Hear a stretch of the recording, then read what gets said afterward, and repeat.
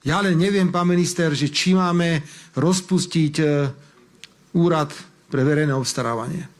Predsa nie je možné, aby niekto v takej strategickej stavbe, ako je D1, prijímal takéto rozhodnutia, ktoré nám bránia pokračovať v tempe, ktoré sme nastavili. Predseda vlády naráža na rozhodnutie ÚVO z minulého týždňa, ktoré sa týka posledného nevybudovaného úseku D1 Turany-Hubová. Diaľničiari na túto stavbu za približne 1,5 miliardy vypísali tender minulý rok v lete.